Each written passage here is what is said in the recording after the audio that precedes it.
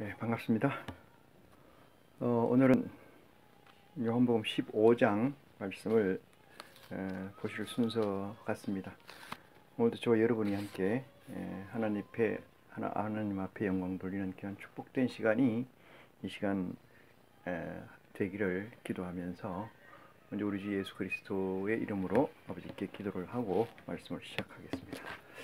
놀라신 아버지 하나님, 오늘도 저희에게 놀라신 축복을 허락하여 주신 줄 저희는 믿습니다. 이 축복은 오늘도 살아있다는 것이고 살아서 아버지 하나님의 뜻을 상고할 수 있게 하여 주셨다는 것과 아버지 하나님의 자원으로 불러주신 것과 아버지 하나님 마음에 저희가 기억된 바 되었다는 사실에 영광과 찬송을 드립니다. 아버지, 이 시간이 헛되이 돌아가는 시간 되지 않게 하여 주시옵시고 이 앞에 서고 이 앞에 무릎 꿇은 모든 심령이 아버지께 온전히 영광을 드릴 수 있도록 오직 이 시간을 위해서 기도하오니 아버지, 이 시간을 정결케 하여 주시고 저들의 마음을 주장하여 주시옵소서.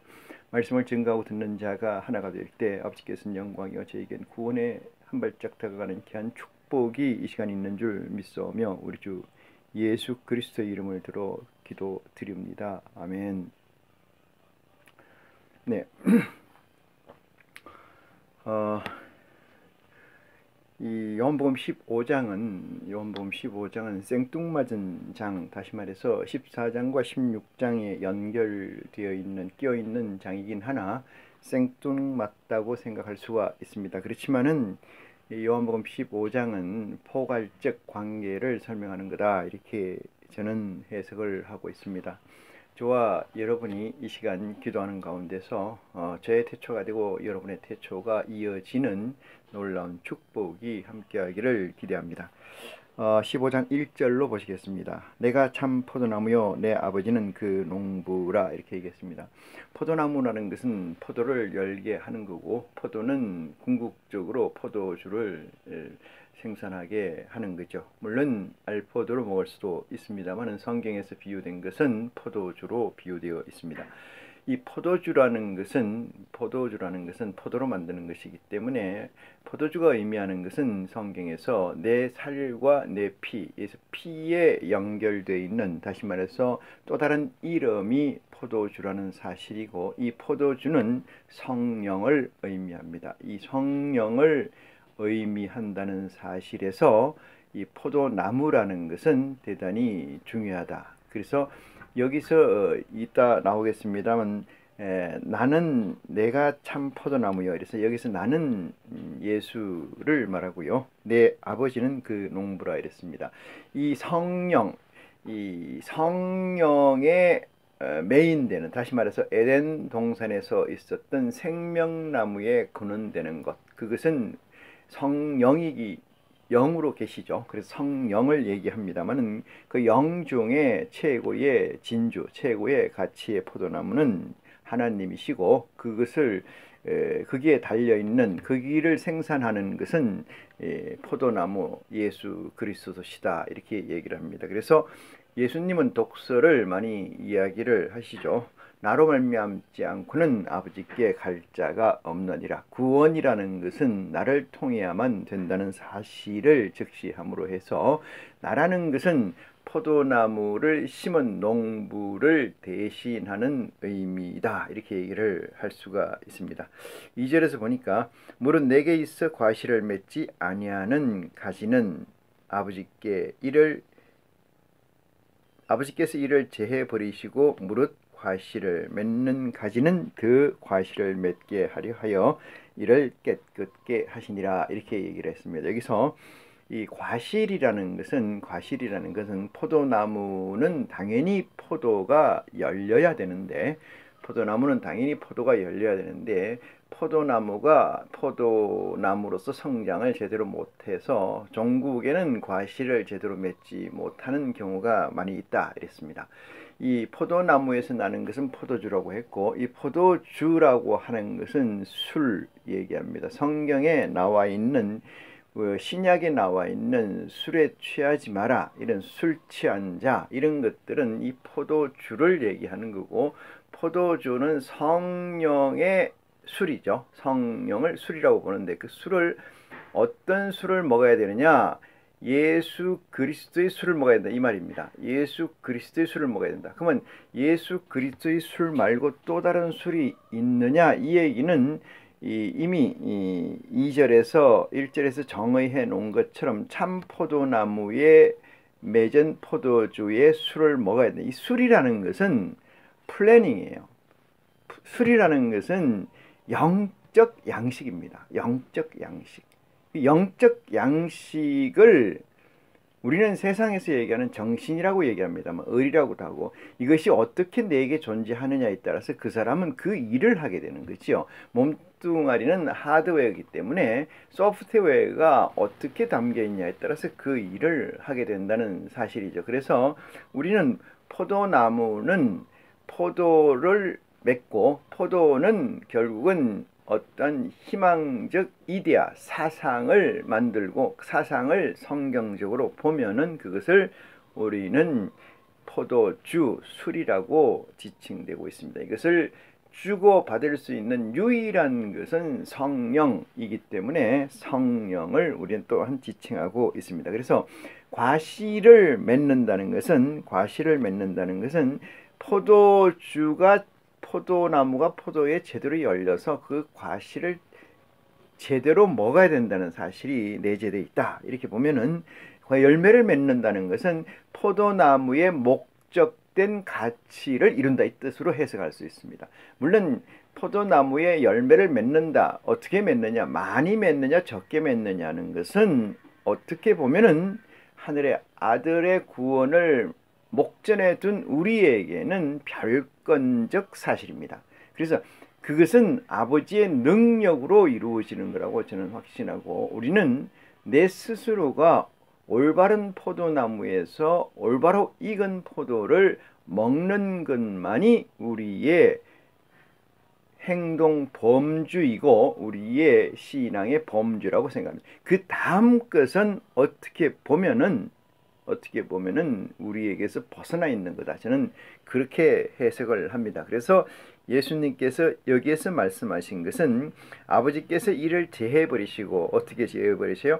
과실을 맺지 아니하는 가지는. 그러면 무슨 얘기예요? 포도나무에 과실이 맺지 않는 포도나무가 있다는 게 전제되어 있는 사실이죠. 그죠? 포도나무는 포도나무인데 과실을 맺지 않는 것이 있다. 그리고 과실은 맺긴 맺되 들포도의 과실을 맺다. 참포도의 과실을 맺어야 되는데 들포도의 과실을 맺다. 계시록 14장에 나오는 얘기이긴 합니다만은 그래서 제해해버린다. 이것은 언제 심판을 얘기하는 거고 마지막 날에 단으로 묶어서 제해한다는 사실을 저와 여러분은 이미 알고 있다는 것을 말씀드릴 수가 있습니다. 3절에 봅니다. 너희는 내가 일러준 말로 이미 깨끗하였으니 이렇게 이 말씀은 어디에 나와 있어요?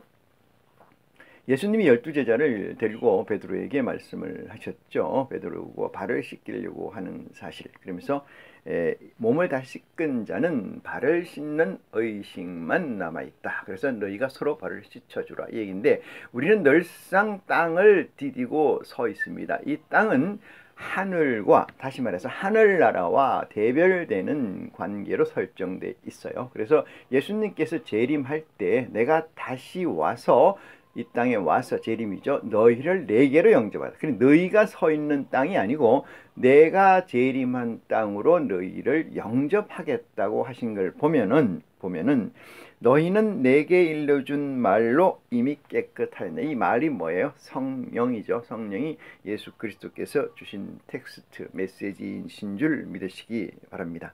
내 안에 거하라 이렇게 얘기합니다. 내 안에 거하라.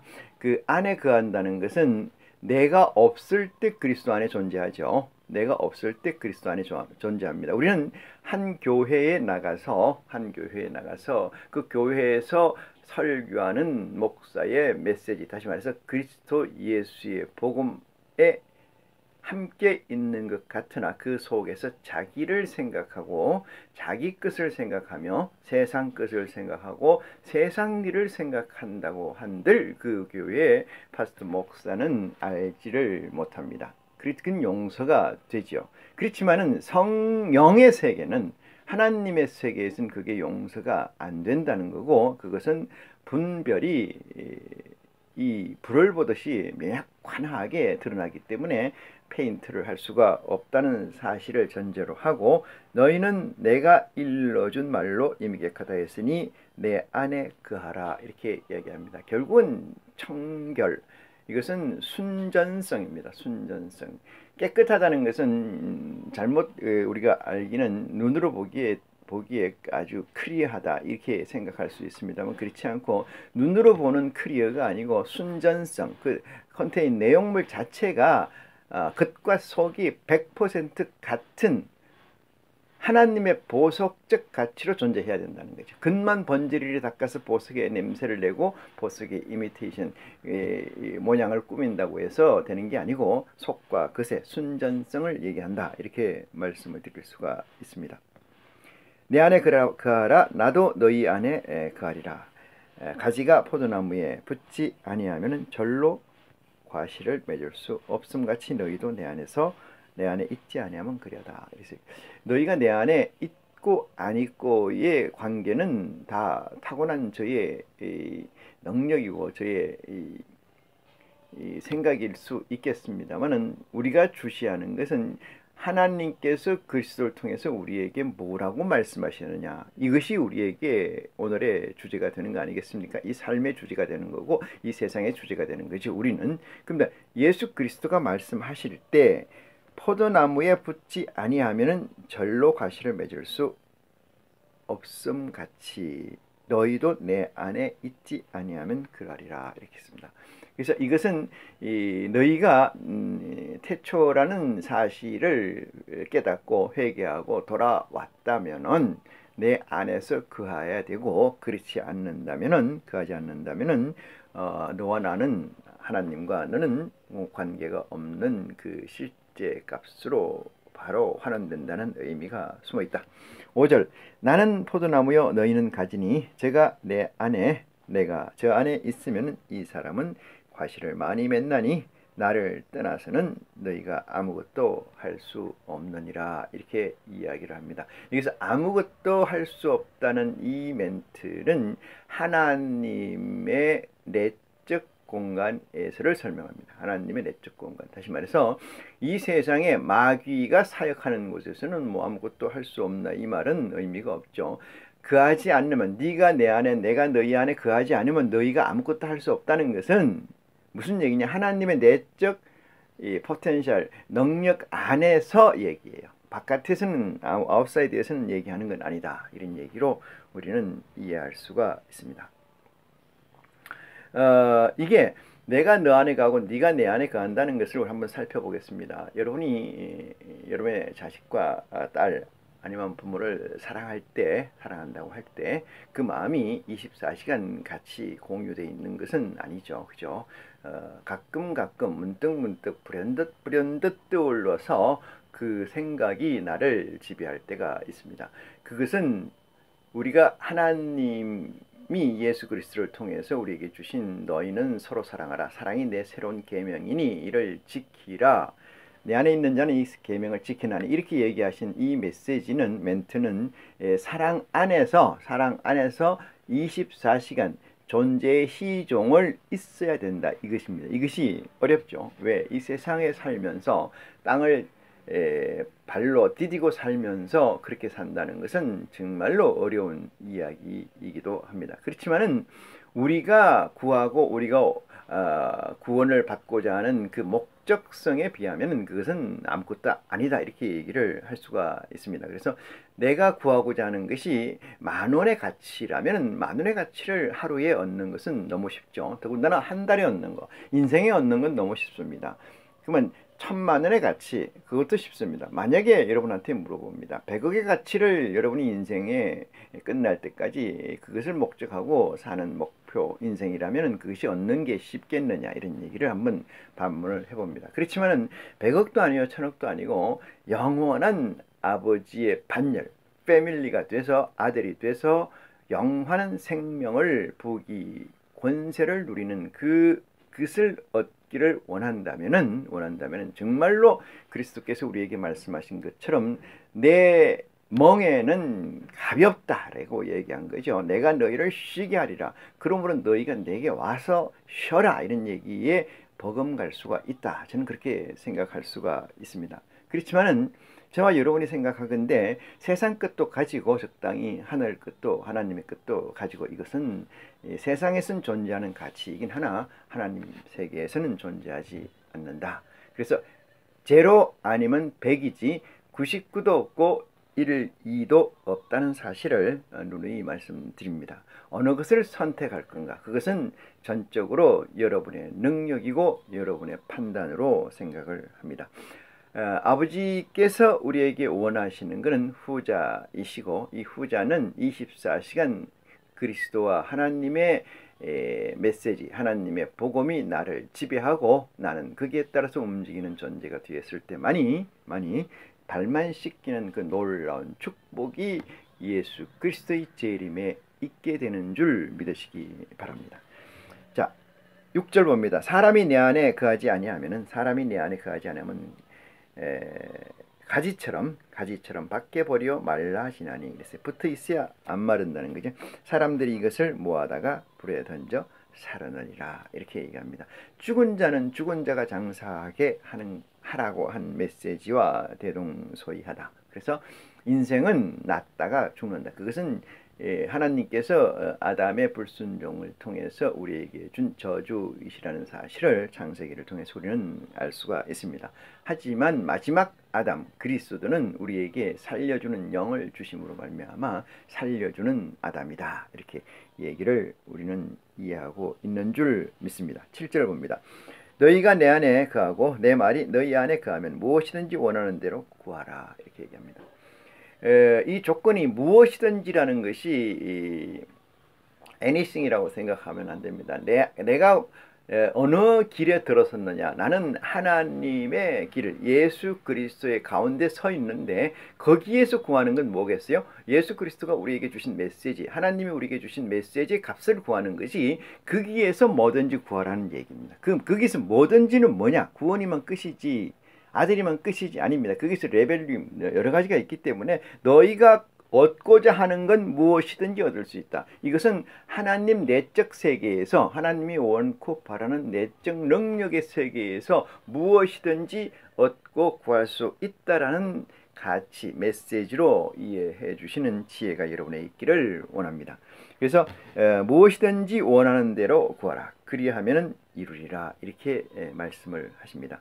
어떻게 보면은 예수 그리스도의 이 복음은 360도의 각도에서 정말로 작은 각도, 1도, 10도가 1도도 아니고 그보다 더 작은 각에서 이르는 메시지인 줄 믿으시는 지혜가 저와 여러분에게 있기를 원합니다. 왜 그러냐면은 너무나 포괄적 설명으로 왜 그럴까요? 포괄적으로 설명하고 각도를 넓힌다는 건 뭐예요? 들어올 수 있는 사람, 받아들일 수 있는 사람, 이해할 수 있는 사람을 넓힌다는 얘기가 아니겠어요? 그렇지만 성경에서는 뭐라고 얘기하느냐? 그것은 엄청나게 1도도 안 되는 좁은 각도에서의 메시지임을 여러분은 알고 있어야 되고 있는 줄 믿습니다. 광의적 각, 넓은 의미의 각도에서는 얻어지는 게 아무도 없다. 그 말씀을 분명히 적시하고자 합니다. 8절입니다. 너희가 과실을 많이 맺으면 내 아버지께서 영광을 받으실 것이요 너희가 내 제자가 되리라. 이렇게 말씀하신 이 구절이 대단히 의미심장한 이야기이기도 합니다. 왜 그러냐면은 아들이 된 저와 여러분의 입장이라고 가정을 해보면 나는 지금 뭐하기 바빠요? 내 스스로의 구원, 내 스스로의 완전한 하나님의 사랑을 구현하기가 바빠요. 그런데 내가 온전히 돼 있지 않은 상태에서 누구를 한다, 무엇을 한다 이 생각을 해보세요. 이것은 오지랖이라고 얘기할 수도 있고 광의적으로 해석하면은 이거는 말이 안 되는 어불성설이다 얘기할 수가 있어요. 근데 이것이 가능한 게 있습니다. 그게 누구냐면은 품삯을 받는 자들입니다. 품삯을 받는 자들. 품삯을 받는 자들은 내 일을 구하기 위해서 우선 무슨 일을 해요? 남의 집에서 일을 하는 거예요. 뭘 받고? 품삯을 받고. 그러면 결국은 내 일을 할 수가 있다고 생각합니까? 내 일의 단타성, 다시 말해서 하루에 일당을 구하는 걸 요즘 세상에 10만 원이라고 치면은 10만 원을 얻기 위해서 그걸 갈 수가 있어요. 그걸 갈 수가 있어요. 그렇지만 10만 원의 가치로 내가 궁극적 목적성을 가지고 있지는 않아요. 궁극적 목적성을 가지고 있지는 않습니다. 그렇다면은 정말로 한번 여러분과 제가 여러분 스스로 자신에게 물어봅시다. 내가 온전한 성령적 그리스도를 내가 가지고 있고 하나님이 내 안에 있고 온전한 가치를 나는 가지고 있다라고 생각한다면은 여러분이 무엇을 해야 돼요? 무엇을? 여러분도 알지 못하고 여러분도 구원이 제대로 이루어지지 못한 전도를 하러 다녀야 됩니까? 구원을 하러 다녀야 됩니까? 어느 유명한 목사가 자기가 구원됐습니까? 제가 옛날입니다. 김수환 추기경이 돌아가셨을 때 저한테 묻는 분이 있었어요. 그분은 천국 가셨지 않겠습니까? 라고 물었어요. 근데 저는 no 이렇게 얘기를 했습니다만은 정확한 사실은 내가 구원의 확증이 없는 데에서 남을 구원하러 쫓아다니는 어리석음은 이거는 아니라고 생각을 합니다. 이거는 아니다. 그러면 어떻게 전도라는 의미를 우리가 구현할 수가 있느냐? 이것은 내 행실이, 내 믿음의 행실이 뭐라고 얘기했어요? 믿음은 바라는 것들의 실상이라고 그랬어요. 바라는 것들의 실상. 바라는 것들의 실상은 내게 있는 겁니다. 내게. 그렇지만 실상은 내게 있지만 그것을 쭉 리뷰하고 바라보고 있는 사람들에게는 뭐가 돼요? 가치가 돼서 그들도 그렇게 동참하게 된다는 거죠. 다시 말해서 교육이라는 것은 내 손가락으로 누구를 가르치는 게 아니고 내 손가락을 얘기하는 거다. 그것이 진정한 교육이고 그것이 진정한 믿음의 사도가 해야 될 일이다. 이렇게 생각합니다. 여기서 제가 아주 중요한 헤게모니적 복음이 메시지가 될 수 있다고 제가 지적하는 것은 이렇게 다시 한번 8절을 너희가 과실을 많이 맺으면 이렇게 써요. 너희가 과실을 많이 맺으면 이러면 너희라는 존재가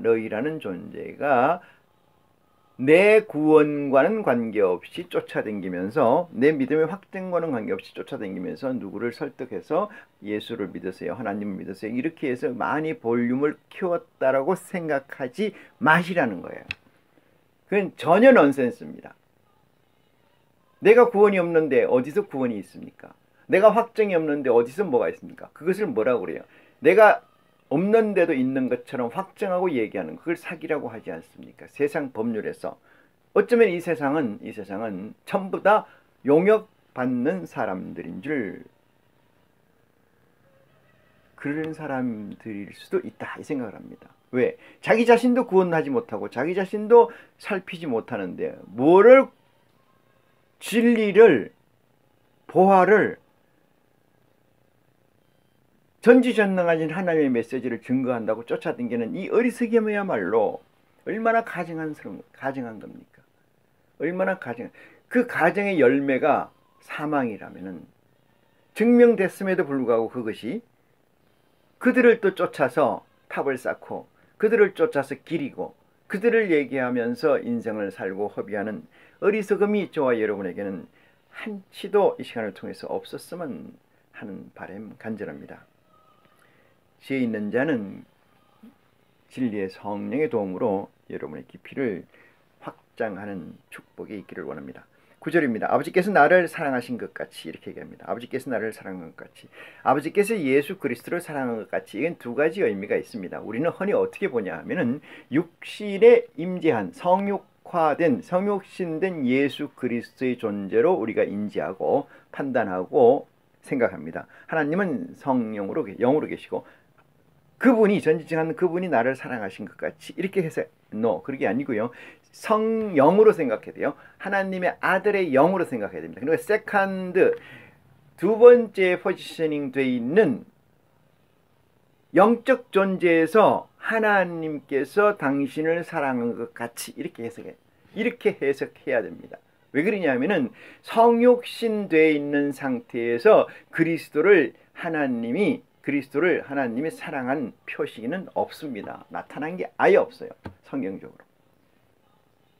그러면 어떻게 해야 돼요? 하늘에서 이룬 것 같이라고 얘기하는 하늘의 그림자, 하늘의 성령적 영적 우리가 우리의 형상을 따라 사람을 창조, 이거 있죠. 거기에 맞춰 우리라는 개념에 있는 그 상태에서의 아버지가 나를 사랑한 것 같이 이렇게 해석해야 된다 이 말이죠.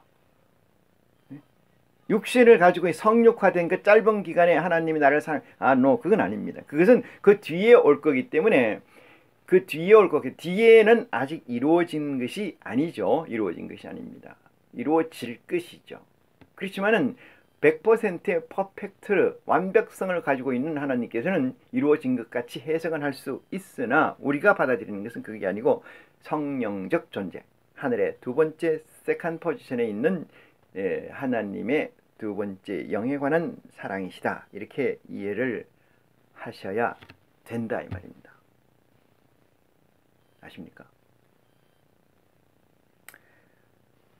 9절 다시 봅니다. 아버지께서 나를 사랑하신 것 같이 나도 너희를 사랑하였으니.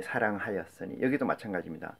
나도 너희를 사랑하였으니. 그러니까 마태, 마가, 누가, 요한, 이 베드로부터 제 12 요한 12이 영, 그들도 성육화되어 있는 존재입니다. 예수님하고 대화할 때는 예수의 그리스도의 영을 먹고 이 릴레이션십 관계를 할 때는 그들도 하늘에 있는 영의 포지셔닝이 내려와 있어 성육화된 거다 이 말이죠. 제가 저번에 시간에 얘기 드린 것 같습니다만은 예수님께서 말씀하시는 건 육신을 덧입은 12사도를 성육화된 그 상태를 얘기하는 게 아니고요. 그 속에 있는 영하고의 대화다 이렇게 생각해요. 그 속에 있는 영하고의 대화이다. 여기에 있는 모든 것이. 그렇게 하지 않으면 이 메시지가 우리에게 전달될 수가 없다는 놀라운 사실을 여러분 이 시간을 통해서 깨우치는 축복이 있기를 원합니다. 그래서 아버지께서 너희를 사랑하신 것 같이 나도 너희를 사랑하였으니 나의 사랑 안에 거하라 이렇게 얘기합니다. 나의 사랑 안에 거하라. 그래요. 발만 씻으면은 순전성이 확보될 수 있게끔 관리, 키핑하고 지키고 있어라. 계시록에 나와 있습니다. 그 내 말을 읽고 듣고 지키는 자, 이 지키는 자가 뭐냐면 순전성에서 지켜야 된다. 그러니까 가지고 있긴 있는데 이것이 100%냐 99%냐 이 문제의 관건이라는 거예요. 100%로 가지고 있다. 그걸 지킨다. 이런 얘기죠.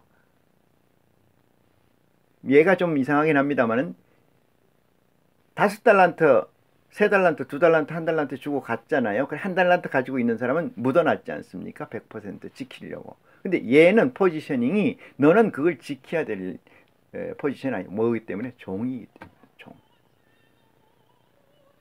종의 사역은 그런 것이 아니라는 놀라운 것을 깨우침 받기를 원합니다. 자, 10절입니다. 내가 아버지의 계명을 지켜 이랬어요. 아버지의 계명이라는 건 절대적 지켜야 될 가치이죠. 절대적 지켜야 될 가치. 관계에서 A와 B 관계에서 아니면 A가 오더 수직적 관계에서 내가 지켜내야 되고 가지고 있어야 될 것을 한 가지로 응축시켜서 메시지화한 것을 계명이라고 합니다. 그러면은 이 계명은 내가 아버지의 계명을 지켜 그의 사랑 안에 거하는 것 같이 너희도 내 계명을 지키면 내 사랑 안에 거하리라. 자, 예수 그리스도가 왜 아버지께 사랑을 받았느냐? 그것은 하나님의 계명을 내 전체로 순전성으로 가지고 있다 이 말이죠. 24시간 퍼펙트하게. 그래서 아버지가 나를 사랑한 것 같이라고 얘기하는 거죠. 근데 이 상태에서는 영행과 영의 상태에서는 이것이 어쩌면 대단히 쉬울 수도 있다. 왜? 그 세계는 인간이 가지고 있는 세계보다 고민거리가 훨씬 적을 수가 있다. 그렇기 때문에 그렇습니다. 근데 인간이 영과 영의 관계에서 그 계명을 지키는 것과 육신을 가지고 있으면서 그 계명을 지키는 것은 외려 후자는 대단히 어려운 일이긴 하다. 이렇게 말씀드릴 수가 있습니다. 그러면 종국에는 하나님께서 4차원의 인간을 창조하는 이 과정이 쉬운 것은 아니고 우리는 그 대가로 우리는 생각도 못하고 바라볼 수도 없는 놀라운 축복된 현실을 우리는 공유할 수가 있다. 그 가치를 생각하면은 지금 우리가 생각하고 우리가 받는 고난, 우리가 받는 어려움이라고 생각하는 아무것도 아니다. 이렇게 우리는 치환할 수가 있습니다. 내가 아버지 계명을 지켜 그의 사랑 안에 거하는 것 같이 있습니다. 너희도 내 계명을 지키면 내 사랑 안에 거하리라. 이렇게 말씀을 하십니다. 11절입니다. 내가 이것을 너희에게 이름은 내 기쁨이 너희 안에 있어 너희 기쁨을 충만케 하려 함이니라. 지금 목적성은 뭐냐면 충만한다는, 넘친다는 거죠. 넘친다. 충만한다는 것은 내가 가지고 있는 어떤 사실이 액티브하게 움직여서 그것을 나를 덮고 넘친다, 흘러 넘친다, 이런 얘기입니다. 그러면 그 흘러 넘치는 것을 가지고 만국이 소성한다, 이렇게 얘기하고 있지 않습니까? 생명수의 강이 넘쳐서 생명나무가 있는데 그 이파리 하나만 떼어서 혼탁한 물에 던져도 그 물이 정화되는 것처럼 내가 이 기쁨이 넘치면은 이 세상, 이 3차원의 이 세상이 기쁨으로 넘친다. 얼마나 놀라운 축복의 메시지입니까? 우리 보고 이렇게 하기, 넘친다는 것은 순전성이 나에게 최소한 확보되는 순간이죠. 환희, 희열, 이렇게 얘기하지 않습니까? 환희, 이걸 뭐 어떤 철학자는 절정 경험이라고 얘기를 합니다. 절정 경험을 우리는 24시간 가져야 되는, 정말로 선택받고 축복받은 존재들이어야 된다. 이 사실을 저는 여러분한테 꼭 말씀드리고 싶습니다. 인간에 살면서 언제 제일 희열을 느꼈냐, 언제 제일 충만한 기쁨을 느꼈느냐, 이렇게 보면은 이 인생을 100세를 살든 80세를 살든 한 번도 그렇게 느껴보지 못하고 산 사람들이 얼마나 많습니까? 메슬로우는 그것을 아주 이스턴 셀프, 그러니까 자존의 단계라고 얘기를 해요. 자존의 단계. 그걸 체험한 사람이어야 된다. 예? 그것이 나에게 양식이 되고 그것이 인생의 파운데이션, 기초가 돼야 된다. 그렇지 않으면 안 된다는 얘기를 메슬로우는 얘기를 합니다만은, 제가 얘기하는 것은 그것이 24시간 존재해야 된다. 그래서 그걸 위해서 예수님께서 내가 이것을 너희에게 이름은 내 기쁨이 너희 안에 있어 너희 기쁨을 충만하게 하려 합니다. 이 예수 그리스도의 기쁨은 뭐예요? 하나님이 나를 사랑한 것 같이 나도 사랑한다. 하나님이 나에 대한 사랑은 지금까지 계속 유지되어 있고 한 번도 어긋남이 없다. 그렇기 때문에 나는 아버지 안에서 충만한 영광, 기쁨을 누리고 있다. 그것을 너희에게도 그대로 이전 복사를 하기 위해서 이 말씀을 하는 거다라고 정리를 할 수가 있습니다. 12절입니다. 내 계명은, 이렇게 얘기해요. 예수 그리스도의 계명은 곧 내가 너희를 사랑한 것 같이 너희도 서로 사랑하라 하는 이것이니라. 이렇게 말씀을 합니다. 내 계명은 사랑이에요. 사랑이라는 개념이 전번에도 말씀을 드린 것 같습니다만은, 사랑은 온라인 상태에 있는 겁니다. A와 B, 존재와 존재 간에 온라인 상태에 있는 겁니다. 그러면 A가 B에게